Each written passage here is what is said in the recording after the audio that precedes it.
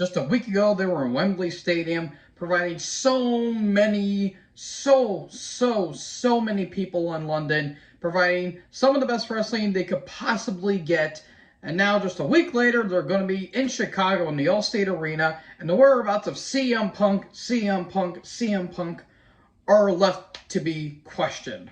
What's going on, guys? Boss Up A6 here, back to another video, and today I'm here to do my All Out 2023 predictions. Doing pay-per-views a week after is not a good idea. Like, you have a huge pay-per-view, your biggest and highest selling pay-per-view of all time in Wembley Stadium, and you're following that up a week later with another pay-per-view in Chicago. Now, I have nothing against Chicago, a lot of rich history there, and so many great venues and so many great events happen there. However, you are coming off of All In, your biggest, highest selling pay-per-view, and a week later you're following up with this.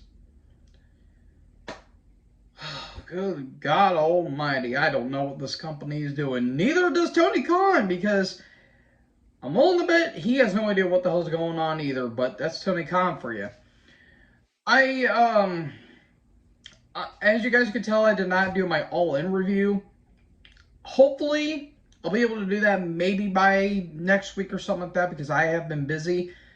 I will try and do All-In and All Out combined, because I'm fully aware of the backstage drama with, Punk and Jack Perry, all that stuff. Fully know what's going on with that. I'll probably talk about that maybe in a separate video, but for now, I don't know. I don't know what the hell's going on, and this company is giving major WCW 1999 through 2001 vibes, and it's not looking good. Not looking good at all. So without further ado, let's talk about this thrown half-assed together card. Kicking off with Luchasaurus versus Darby Allin for the TNT title. Okay, I think Darby might win, because why the hell not? I know that we're having some kind of special event called Wrestle Dream, like a couple weeks after this. I seriously have no clue what the hell they're doing. They may give it to Darby just for a feel-good moment, but TNT title literally means nothing at this point, because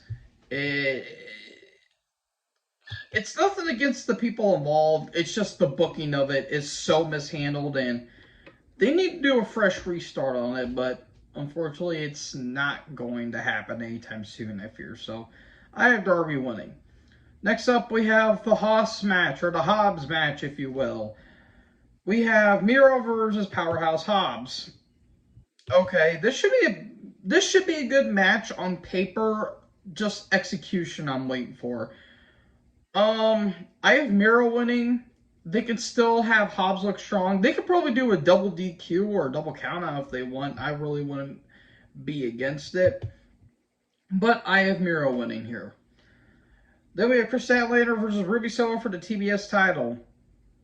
Only one women's match on this entire card, by the way. I'm not saying give the women every single match, but a little more quality would be nice, Tony. Because as much as we like to complain about WWE's booking of the women, at least you're featuring a couple more women's matches than AEW, because you have 2 women's championships and you barely feature one of them. Nice. That's nice. Remember when Ruby Soho actually meant something about 2 years ago, and then they completely screwed her over like 3 months in? Yeah, that was fun. I have Statlander winning, because why not? I mean, Jade Cargill can come back and get her revenge if she wants, if she's even going to be in wrestling anymore. I have Statlander winning. It's nothing against the women, it's just the booking. That's mainly it, because Tony Khan doesn't care about the women, and we can certainly see why. Thanks, Lufisto, for calling everyone out. All right, next up we have Samoa Joe versus Shane Taylor for the Ring of Honor Television Championship. I completely forgot. I completely forgot Ring of Honor was even a thing. I really do. Despite the fact that they have featured Ring of Honor talents, I'm sorry, Ring of Honor means nothing. It's literally, it's literally there. Like it just exists now. Remember when Ring of Honor back in the day was like the hottest thing in wrestling, and now it's nothing more than just another AEW product because that's what it basically is. Um, I have Joe retaining. I have seen a little bit of Shane Taylor stuff. He's actually pretty good for a big guy. This should be a pretty solid, big guy match, but I have Joe retaining here. Joe may be on his last run because after next year, I don't see him wrestling anymore, in all honesty. If anything, have him as a commentator because he when he was commentating WWE, he was really damn good. Next up, we have Bullet Club Gold, Austin Gunn, Colton Gunn, Jay White, and Juice Robinson versus FTR and the Young Bucks. Um, I know the FTR and the Bucks had a match at All In. I did see a little bit of that match, and the match itself was actually not bad for a Young Bucks match, at least. I'm willing to bet the Bucks are gonna probably have some intertwining with the with FTR, and the Bullet Club Gold is gonna win. Remember when Bullet Club was actually unique for about a year or two, and it's basically just rehashing itself for the past 10 years. Yeah, that was meaningful at least. Next up, we have Better Than You, baby. Adam Cole and MJF versus the Dark Order of Alex Reynolds and John Silver for the Ring of Honor Tag Titles. Yes, Cole and MJF won the tag titles from Aussie Open on the pre-show at All In, by the way. Spoiler, sorry. Okay. I have nothing against Silver and Reynolds. By all means, they're actually a really solid team. I just don't care for Dark Order anymore.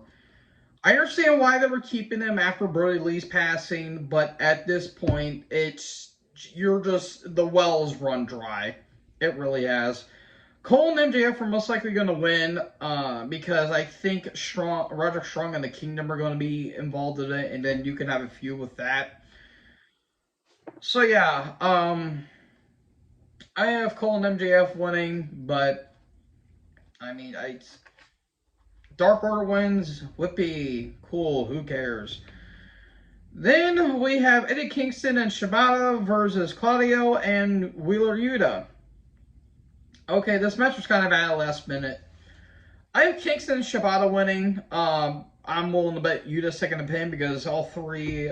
Claudio's the Ring of Honor World Champion. Shibata's the Pure Champion, and Eddie Kingston's the in New Japan Pro Wrestling Strong Openweight Champion, I believe.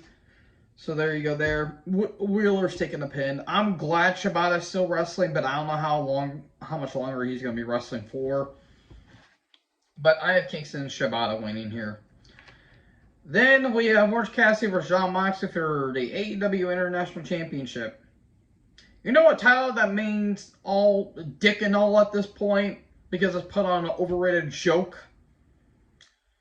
I'm willing to bet Moxley's going to win. There's going to be a lot of interference, a lot of shenanigans, and I'm not going to care because I don't care about Orange Cassidy, and I like Moxley when he decides to wrestle and not do hardcore wrestling deathmatch garbage.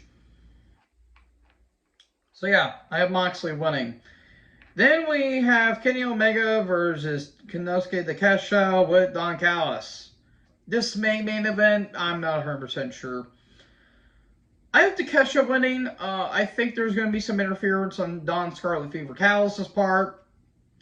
I don't know why Callis is still there. He really has benefited nothing. Takeshita is doing the best what he can with his heel run, but I'm sorry, pairing him with Callis, I really don't care. Which sucks because Takeshita is a good wrestler. He is a good worker. He really is a good worker. And he is really digging his heels into this heel run he's going with, but I'm sorry, his pairing with Callis, I just don't care for. And Omega is Omega. When he decides to have a good match, he has a really damn good match. When he's not being carried by great wrestlers, Kazuchika Okada. Yeah, he actually does good stuff, but 90% of the time, I feel like you've seen one Omega match, you've kind of seen them all. I have Takeshita winning, and they'll probably might have blow off match, maybe 2 out of 3 falls at Grand Slam, but who knows? But yeah, those are all the matches. Are you excited for All Out? Because I certainly am not. My enthusiasm is about as excited about. It's about as inspired as this card is. It could be good. It could be good for all I know, but it feels like 90% of the show is like 2 hours of Rampage and 1 hour of Collision. That's basically it, or 2 hours of Dynamite, 1 hour of Collision, basically. So yeah, there you go. So what are your guys' predictions? Let me know in the comment section below. Make sure you guys leave a like, leave a comment, tap that bigger subscribe button, and tap the bell so when I upload, you guys will be notified. Thank you guys so much for watching this video. Most importantly, join Herd. Take us next video. Peace out.